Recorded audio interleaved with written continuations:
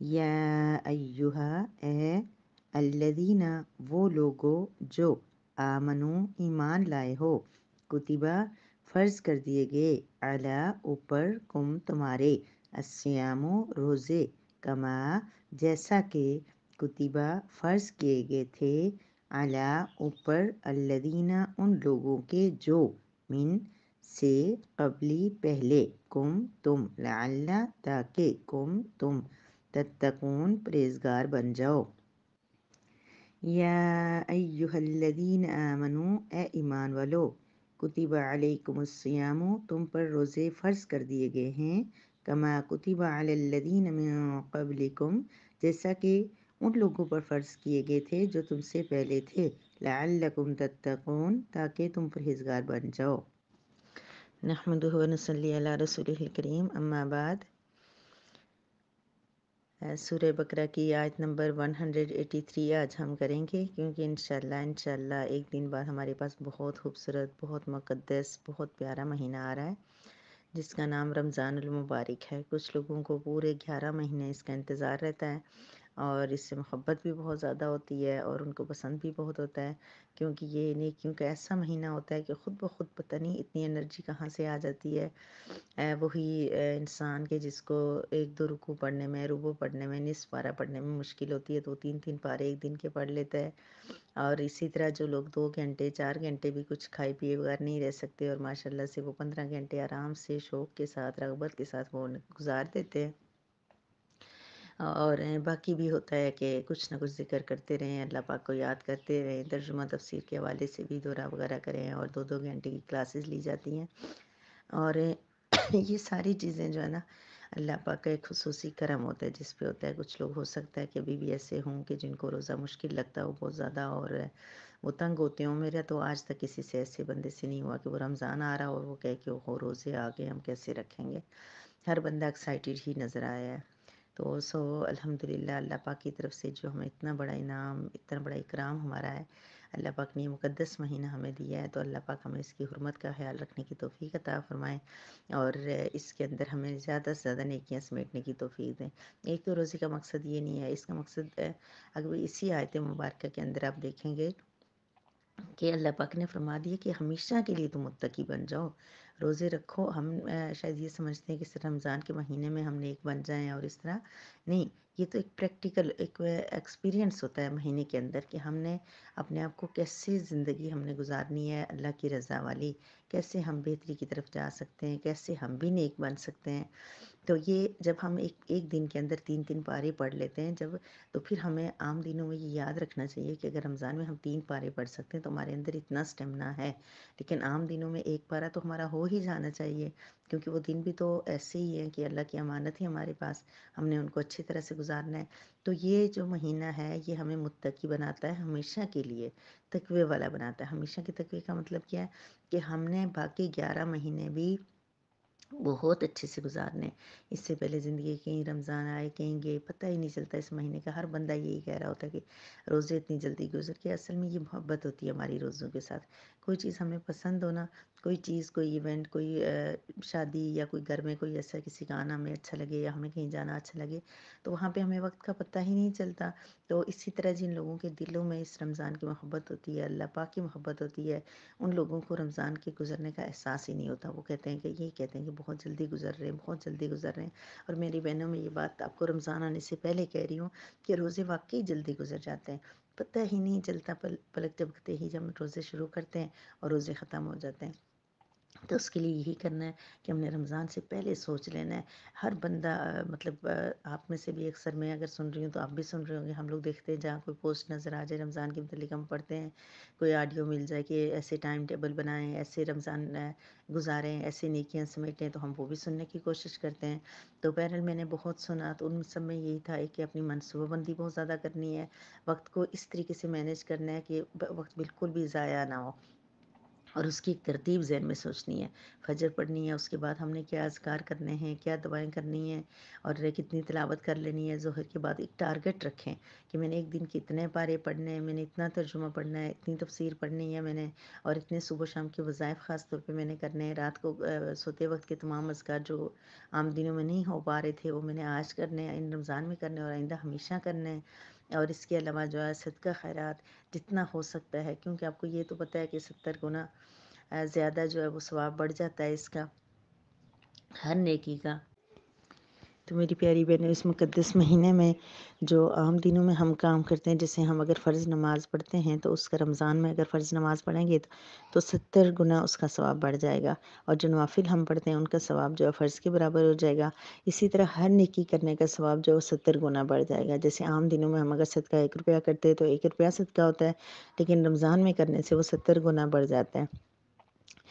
اسی طرح گناہوں کے حوالے سے بھی ہے کہ اگر ہم جو گناہ عام دنوں میں کرتے تھے تو اس کا گناہ بہت زیادہ بڑھ جائے گا.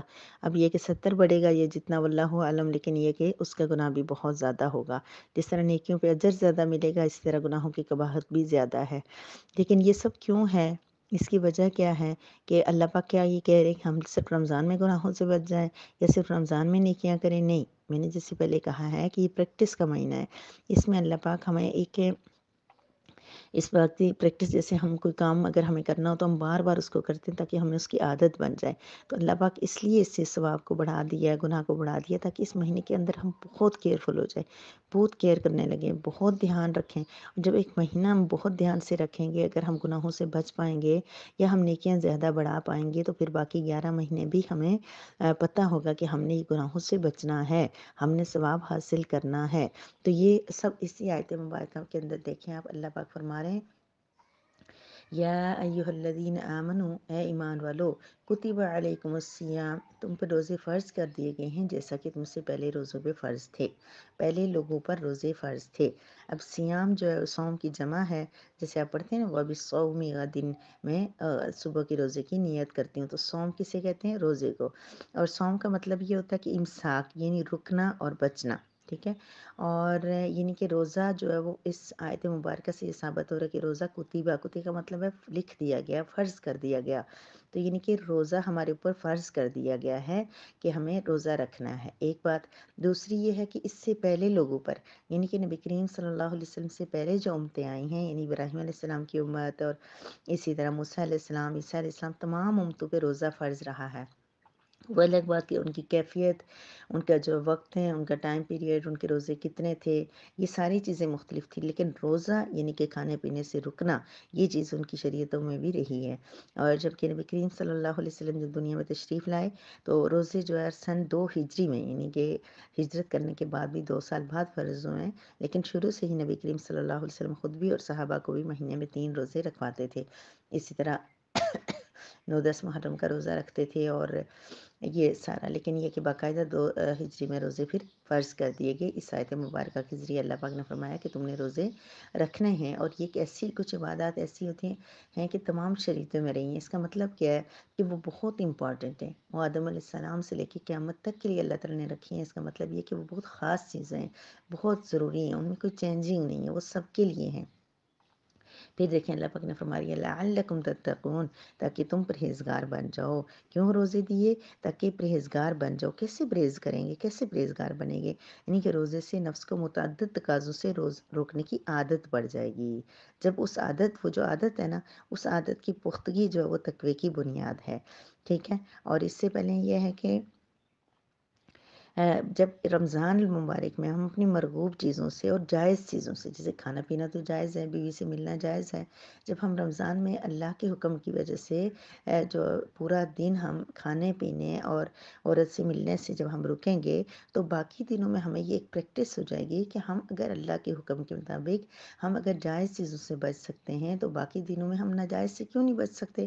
کیونکہ ہر ناجائز چیز کے اندر، اب یہ جائز چیزیں ان میں تو کوئی قباحت نہیں ہے، ان میں کھانے میں کوئی پینے میں کوئی وہ نہیں تھا، لیکن اللہ پاک نے حکم دے دیا کہ میں نے تمہارے لیے کھانا پینا حلال کیا ہوا ہے، میں ہی تمہیں کہہ رہا ہوں کہ کچھ وقت کے لیے تم کھانے پینے سے رک جاؤ، تو ہم رک جائیں۔ تو پھر کیا ہے کہ باقی دنوں میں تو اللہ پاک نے جو چیزیں حرام کی ہیں ان میں سے ہر ایک چیز کا نقصان ہے۔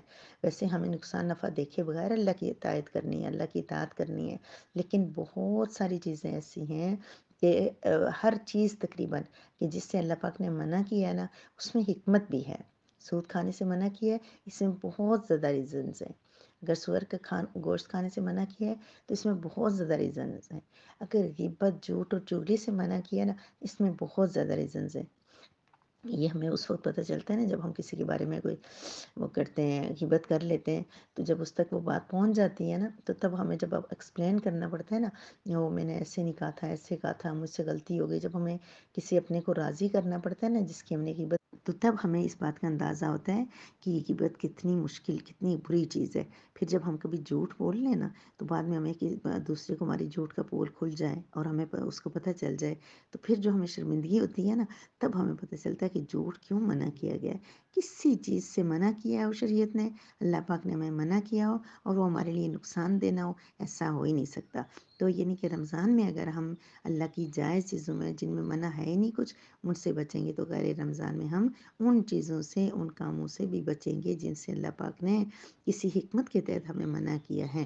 تو کیا ہوا کہ اس مبارک آیت کے اندر ہم نے دیکھ لیا کہ اللہ پاک نے ہم پہ روزے فرض کیے ہوئے ہیں، اور روزے جو ہے نا، یہ اللہ کی طرف سے آپ کو اگر یہ فیل ہو نا کہ روزہ رکھنے سے آپ کو سکون ملے، راحت ملے، تو آپ سوچ لیجئے گا کہ آپ اللہ کی بہت پیاری ہیں، کیونکہ کچھ لوگ ایسے بھی ہیں دنیا میں کہ جنہیں روزے جو ہے نا دسمبر جنوری کے بھی نہیں رکھے جاتے، اور کچھ ایسے بھی ہیں کہ جون جولائی میں روزہ رکھتے ہیں، وہ بیمار ہو جائیں، ان کو کچھ ہو جائے، ان کو سمجھائیں کہ روزے میں گنجائش ہے سب کچھ، لیکن وہ پھر بھی کہتے ہیں ہم نے روزہ نہیں چھوڑنا، کیونکہ ان کے لیے روزہ چھوڑنا اتنی بڑی مشقت ہوتی ہے، اتنا بڑا دکھ ہوتا ہے کہ ان کے جو ہے نا ان سے برداشت ہی نہیں ہوتا یہ کہ وہ رب کا یہ حکم توڑ دیں۔ تو اتنا خوبصورت اور پیارا مہینہ پھر ہمارے پاس آ رہا ہے، ہم نے اس کو ضائع نہیں کرنا، ہم نے اس میں پلاننگ رکھنی ہے۔ اگر ہم بہت مصروف ہیں، بہت زیادہ مصروف ہیں، تو ہم کوئی ایسی آڈیو موبائل میں سیٹ کر لیں کہ جس میں ہم تلاوت صرف سن لیا کریں، تب بھی ہمیں ثواب۔ کام کریں، گھر کے کام، جتنے کام کاج ہم نے کرنے، ہم کہیں کہ ہمیں کام کرنے اس لیے ہم زیادہ عبادت نہیں کر پاتے۔ تو ذکر ایک ایسی عبادت ہے کہ ہر کام کرتے ہوئے، کچن میں کام کرتے ہوئے، کپڑے استری کرتے ہوئے، آتے جاتے ہوئے، ہر جگہ ہم ذکر کر سکتے ہیں۔ پھر یہ واٹس ایپ جو ہے، اس کے اندر ہم اتنی زیادہ آڈیوز، تو ایک گروپ تو ہر حال میں آپ سب نے جوائن کرنا ہے۔ ابھی آپ کو لگ رہا ہے کہ آپ کے پاس وقت نہیں ہے، لیکن کوئی ایسا دورہ قرآن کا گروپ جوائن کر لیں کہ جس کے اندر آڈیوز کی، اگر آپ بزی ہیں، آپ کی جاب ہے، باقاعدہ پراپر کلاس نہیں لے سکتے، تو اس میں آڈیوز کی شکل میں آپ کے پاس وائس آ جائے، جس طرح اس گروپ میں ہے، تو آپ پھر پورے دن میں جب وقت ملے جو ہی فوراً جو ہے نا، آپ جو ہی سکون میں ہوں، خاموشی میں ہوں، تو آپ اس کو آڈیو کو چلا دیں اور آپ ترجمہ سننا شروع ہو جائیں، سیکھنا شروع ہو جائیں، اور پھر یہاں یہ والا سبق تو آپ کے پاس آتا ہی رہے گا، یہ جس ترتیب سے آپ پہلے کرتے ہیں، لیکن پہلے اگر لاپرواہی ہوتی ہے تو اب نہیں کریں، کہ اس مہینے میں ضرور اس کو سننا ہے اور زیادہ سے زیادہ لوگوں کو اس کے ساتھ لگانا ہے، تاکہ جو لوگ بڑے بڑے گروپ وغیرہ جوائن نہیں کر سکتے، پورے پورے دورے نہیں کر سکتے، وہ اس مہینے کے اندر ایک ایک آیت ہی صحیح، لیکن اس کو سیکھیں، اس کو یاد کریں اور اس پہ عمل کرنے کی کوشش کر دیں۔ وآخر دعوانا ان الحمد للہ رب العالمین۔